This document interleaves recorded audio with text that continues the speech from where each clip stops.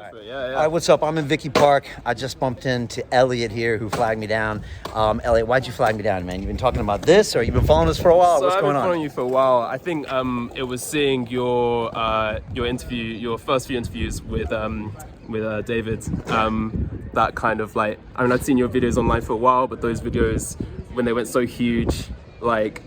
Yeah, it was like fucking awesome seeing. Am I allowed to swear? Is that cool? Yeah, that's fine. That's awesome fine. seeing how big that got, and like I'm fully behind your mayorship, man. Like it's really cool. I really appreciate it. I mean, when all that happened, was it crazy to you that freedom of speech was even being questioned, and that stuff was being pulled down from like the internet and social media, and even Ofcom here in Britain, sanctioned that episode? Did that surprise you? Did it make you mad? How did it make you feel? Well, I think in like March and April, I didn't know how I felt at the time. I think seeing your first videos around like the start of lockdown, I was kind of like a bit unsure how I felt about everything. There was a part of me that was like, what's going on with like this big virus? There was a bit of fear there as well.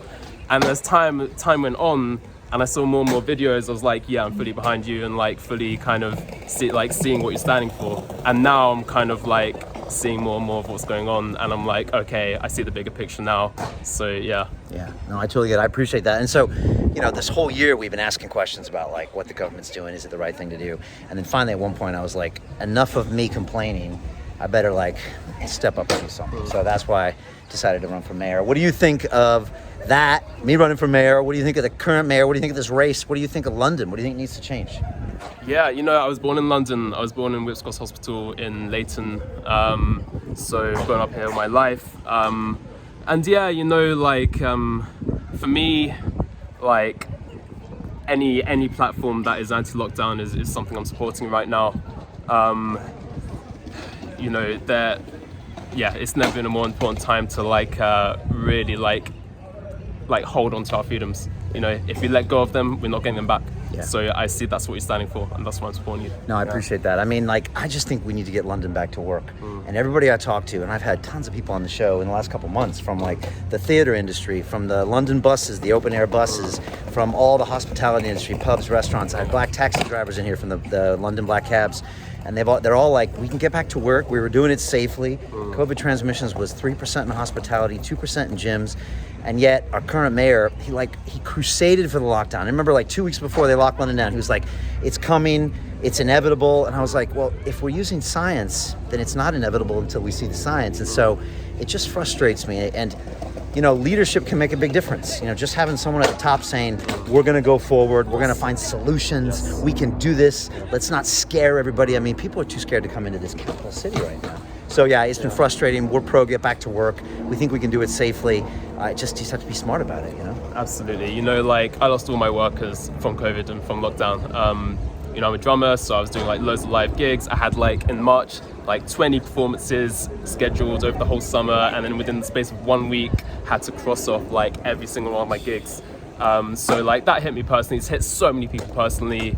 So many people's lost work, and I have some respect for the support that sort of some people have got financially, but there's been so many people. I know so many musicians who've just been completely unsupported, and I'm okay with not being given loads of cash from the government, but what I need is my work. I need my gigs to happen, man. That's something I train. And then you know what they did? When they put out that did you see that advert of the ballet dancer and promoting leaving the arts behind, and it's that is so offensive to people who've trained their whole life to study in music or any of the arts, So I mean, when you say get back to work, I'm also hearing get gigs back, man.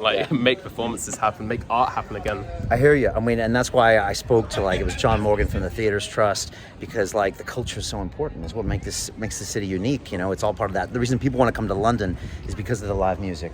It's because of the theater. It's because of the individual tiny shops, the suit makers, the coffee makers. That's what makes London great. Yeah. Otherwise, we're just going to be a Vegas or something. No culture. So, yeah, it's frustrating.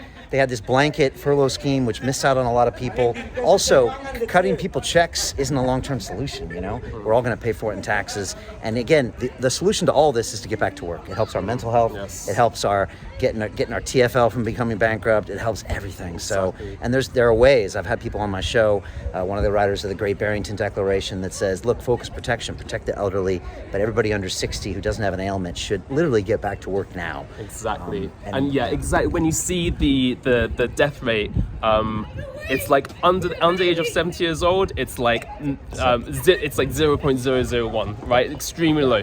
Over 70 years old, there's a bit of risk, right? Yeah.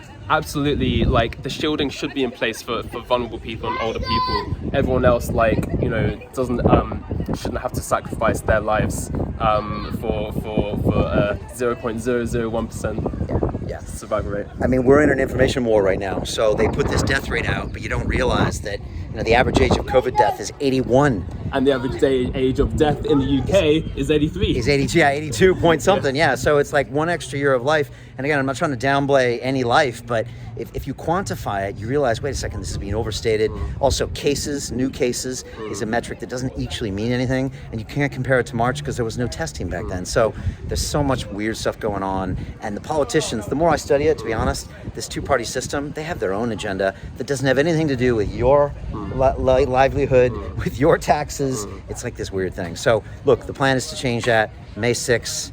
Get out there and vote. We're going to have a new vote campaign coming out soon. And look, I just want to take London in a new direction. I just want to listen to people like Elliot and then serve you and not have some weird agenda that doesn't make sense. So that's the plan. Final thoughts from this man here.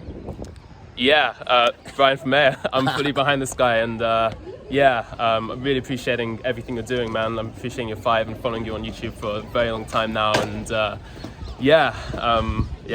going to be interesting seeing this all play out, and it's It's gonna be fun, dude. Thanks so much. It's gonna be a tough fight. They're gonna go after us. I know it, but we're ready to go.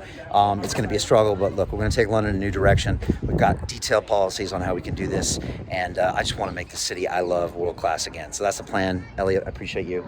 I appreciate all of you out there. Thank you. I feel your energy. I feel the love, and we're gonna make this happen. All right. Peace. Peace out.